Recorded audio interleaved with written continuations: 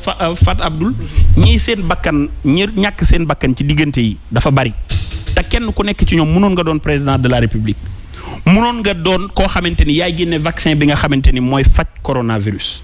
Donc encore une fois les hommes politiques qu'ils soient du pouvoir comme de l'opposition nañuy bàyyi xel bu baax a baax seen askan xam ni du ñoom moom askan bi waaye dañoo tànn seen bopp ne war nañoo mën a teewal seen askan di ko dagaan. C'est clair, mais madame par rapport ak sànq dégg naa ko mu ne Macky Sall il est trop fort.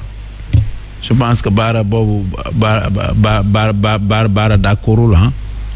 waaw. Alors dinañ ci ñëwaat John dinañ ci ñëwaat John Serigne Saliou candidature yi dégg nga ko candidature yi daanaka bërki démb ba tey mën nañu wax ne candidature yi ku ci nekk yaa ngi mel ne ku samp sa ndënd ci élection présidentielle bu 2024 adversité peut-être entre les acteurs politiques tàmbali mel ne ku ci nekk di wane li nga xamante ne moom moo la fa mën a yóbbu pour que nga wuutu le président de la République Macky Sall. waaw Fatou damay commencer wax d'abord sur les candidatures au sein de Yewwi. Parce que déjà 2 candidatures déclarées Malick Gakou ak Ousmane Sonko oui. Certainement il y en aura d'autres déjà Sall wax na ko léegi. Khalifa Sall déjà quelques mois auparavant il avait dit que moom il sera candidat même su fekkee ne sa situation juridique n'est pas encore clarifiée mais pour wax ne rek il n'y a pas de et ça c'est à l'endroit de Omar il n'y a pas de dislocation au sein de Yewwi parce que boo xoolee la charte de Yewwi ñoom li ñu waxoon dañ ne unité pour aller au local unité pour aller aux législatives mais pour la présidentielle c'est-à-dire que chacun est libre d'y aller mais li ñuy wax mooy que bu ñu demee au second tour que l'ensemble des candidats de Yewwi se regroupent autour de celui ki nga xamante ne moom moo dem deuxième tour et s'il s'agit maintenant de lutter aussi pour en tout cas le processus électoral en tout cas un processus et pour la transparence des élections qu'ils y aillent aussi ensemble et faire de sorte aussi que un candidat de Yewwi de bañ a dal encore ci benn candidat Yewwi même su fekkente ne il n'est plus de Yewwi donc je crois que il ne et c'est tout bénéfique xamul tax parce que boo gisee élection yi ni mu nar a demee nii wax naa ko fii keroog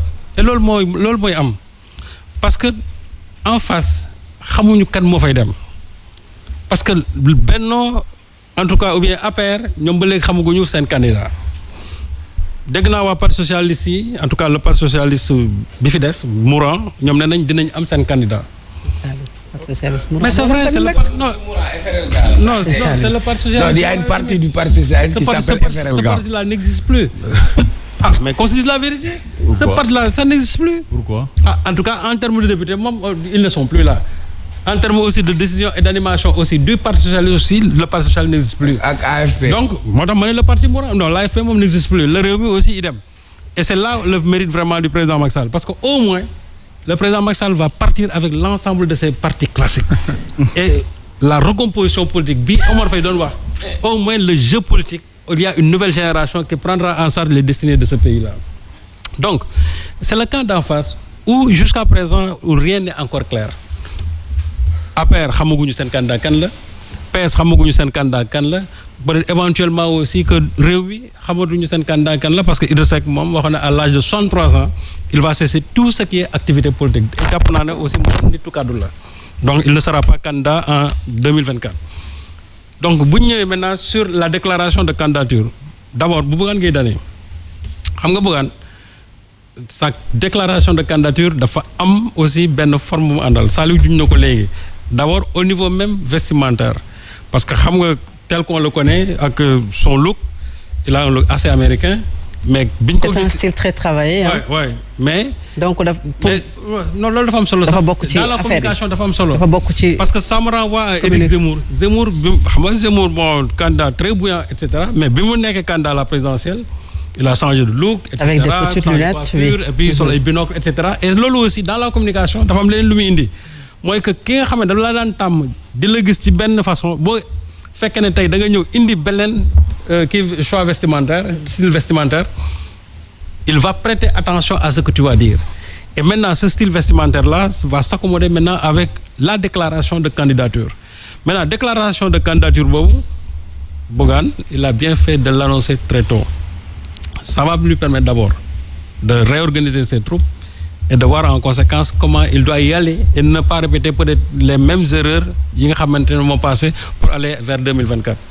Le cas de Sonko Sonko aussi idem mais xam nga candidature yooyu en réalité dañ ko officialiser rek mais ñooñu ñëpp ñun xamoon nañ ne ay potentiels candidats la ñuy nekk mais pourquoi l'avoir déclaré très tôt c'est pour couper l'herbe aussi sous les pieds de l'actuel pouvoir. Parce que comme on le dit moom jàpp na ne pouvoir bi ñu ngi koy fexeel par tous les moyens. Bon vraiment du ma dikk sax ci radiation yeeg affaire Adji Sarr et cetera tout ça mais moo xam ne il est dans le viseur du pouvoir. Le problème qui se pose aujourd'hui, la bataille, c'est au niveau maintenant populaire. Et il faut tout faire pour montrer au pouvoir qu'en réalité, moi, j'ai toute une population derrière moi. Et là, Sonko l'a montré pendant ces tournées électorales. Ce qui s'est passé en 2021 ici, c'est encore, ça surnage encore dans nos mémoires. Et là, je crois que le pouvoir d'en face, c'est-à-dire, nous devons éviter ce qui s'est passé en 2019. En 2024.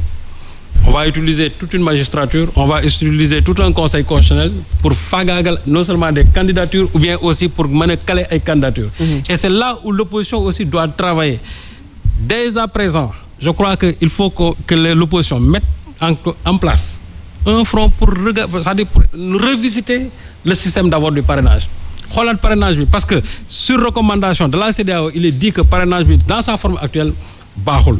Même le pouvoir aujourd'hui reconnaît que war nañ ko améliorer parce que ce qui se passe avec le parrainage aussi c'est inadmissible. Alors, moi je peux pas concevoir qu'il y ait des candidats am parrain ba ne dañu ëppal ñu dem aux législatives quand même ils ne parviennent même pas à avoir la moitié, j'ai dit la moitié même de ce que l'on demande pour le parrainage. Kooku aussi ça pose problème. Alors, c'est pourquoi j'ai dit que la bataille principale aujourd'hui c'est faire de sorte que qu'il y ait non seulement une autorité indépendante qui va gérer ces élections-là et faire aussi de sorte que le parrainage là quand même puisse être amélioré pour permettre à tous les candidatures inclusivement de pouvoir Sénégal dina am jàmm. Alors c'est clair, Serigne Saliou.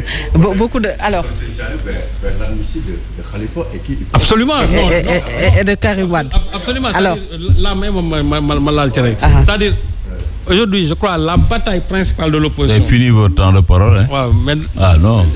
Très rapidement Serigne Saliou s'il vous plaît. Campagne de 4 candidats. Non, c'est pour dire tout simplement à l'endroit de ces deux candidats potentiellement du PDS et de Taxawu Dakar. Non, Khalifa c'est pas de l'analyse ça. Il faut que ces gens-là quand même à l'Assemblée nationale puissent avoir en tout cas en faire une priorité parce que aussi le fond de la campagne c'était surtout pour faire de sorte que ces deux-là puissent recouvrer vraiment leur droit politique. Alors c'est clair Serigne Saliou. C'est clair Serigne Saliou. Cheikh Oumar, deux candidats déclarés déjà dans la coalition Yewwi Askan Wi, Wade également mi ngi ci li nga xam ne moom mooy mbiru politique yi ak manœuvre yi bu ñu gisee cette circulaire du Parti démocratique sénégalais bi wane ne PDS ba tey mi ngi fi mooy la première force de l'opposition parlementaire lan nga jàpp ne tey moom mooy avenir u Yewwi mais également l'avenir de l'intercoalition.